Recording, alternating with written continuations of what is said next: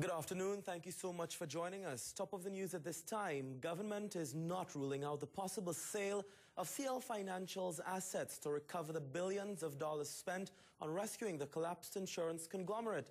Finance Minister Larry Hawaii told the American Chamber of Commerce post-budget discussion this morning that government hopes it can successfully negotiate with EFPA policyholders and the CL Financial shareholders to officially bring an end to the debacle before year's end.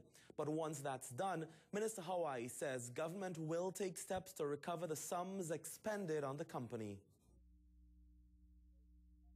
I would want us to certainly consider all of the options, including divestment or sale to local parties to the extent that that is possible following the completion of the discussions with the shareholders of CL with respect to how they're going to pay us back for the funds that we have had to put out, which has increased our debt to GDP level, and which will then help me to reduce my debt to GDP level once we get back the funds that are due to us as a result of this entire restructuring program.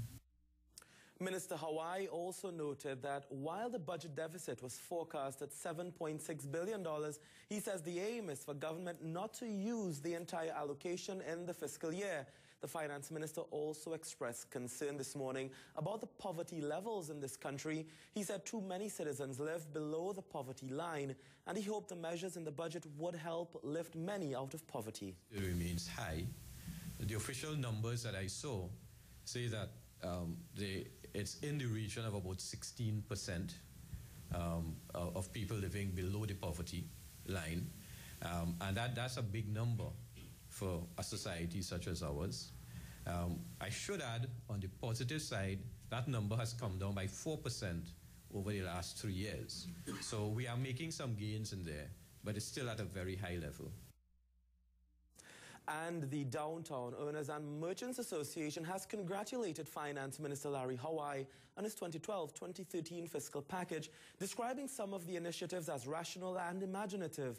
But DOMA has also expressed concern about some of the decisions announced and what it describes as the vagueness of many proposals. It warns that the flirtation with the fuel subsidy and renewed interest in the land and buildings taxes require careful approach. DOMA says given the failure of so many important services in this country, the fuel subsidy is viewed as the only equitable mechanism for the distribution of the country's oil and gas wealth. Regarding the land and building taxes, it says while it is not opposed to a revision of the measure, citizens should be assured of a minimum level of services in exchange for an increase in their property taxes. Minister Hawaii was also commended for his recognition of the vastly underused private sector, saying this type of direction has been missing from national budgets for over a decade. It welcomes the tax breaks announced for construction of housing, underscoring the need for homes among young middle-income families and for a stimulus for the construction sector. Initiatives like the concessions for the creative industries, construction of multi-level parking also received the association's nod of approval. Opposition leader Dr. Keith Rowley is remaining tight-lipped on death threats to his life. However, he told CNC3 News that for the first time in this country, a Minister of National Security has revealed such sensitive information on a political platform. In a telephone interview, Dr. Rowley declined to comment on the nature of the threat, saying only that maybe National Security Minister Jack Warner would be able to provide more information. He says while he does not want to comment any further, the issue remains one under police investigation, and he is baffled as to how Minister Warner could have brought such sensitive matters to light.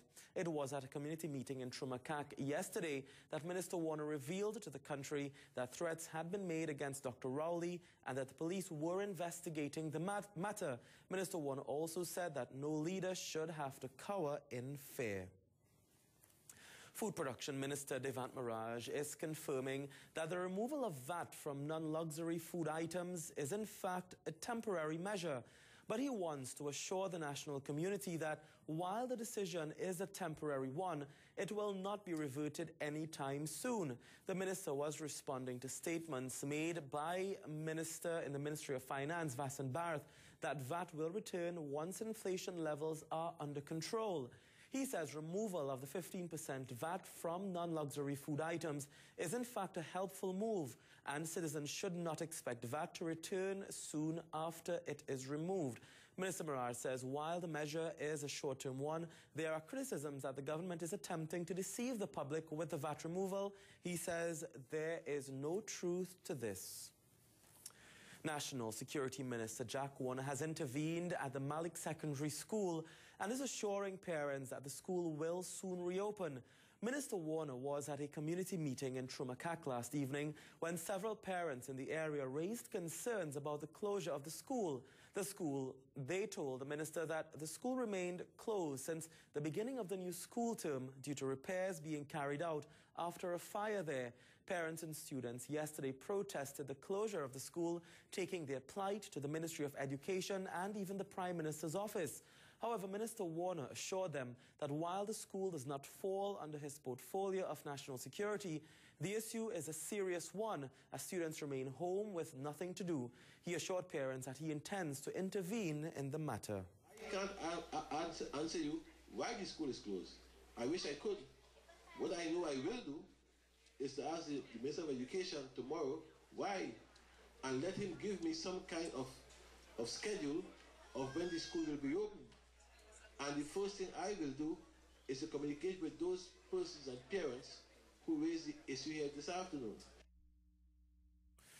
2 men are warded in critical condition at hospital after they were both shot at in Belmont yesterday. According to police reports, 20-year-old Selassie Sam and Dali Rajkumar were standing at a bar at the corner of Pelham and St. Margaret Street when a man walked into the establishment asking for cigarettes. The man then pulled a gun on both men and shot Sam in the chest and left thigh, while Rajkumar was shot on his neck and belly.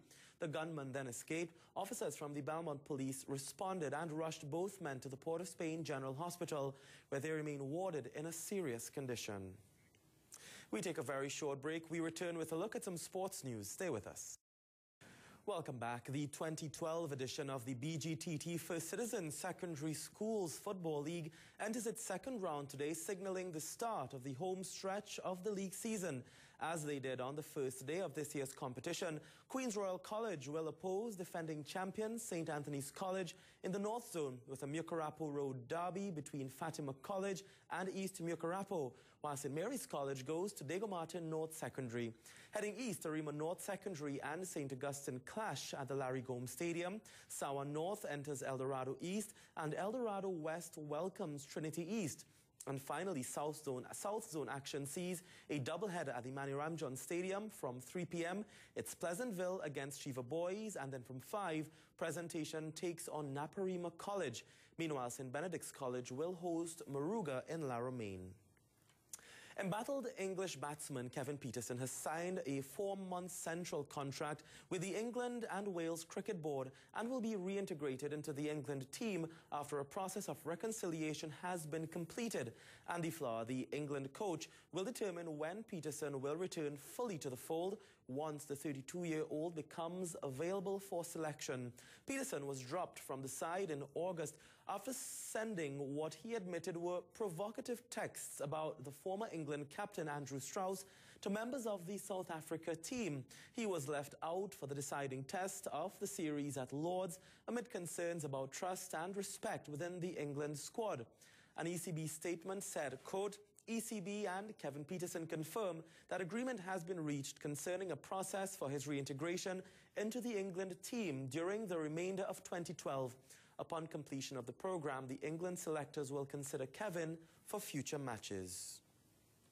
Sports Minister Anil Roberts says the announcement of the construction of a National Aquatic Centre, tennis centre and cycling velodrome will not happen overnight. Speaking on the CNC3 early morning show, Minister Roberts called on the nation to have patience. He says the construction of these projects were announced in a prior budget, but he wants the country to know that it will take some time from conception to construction.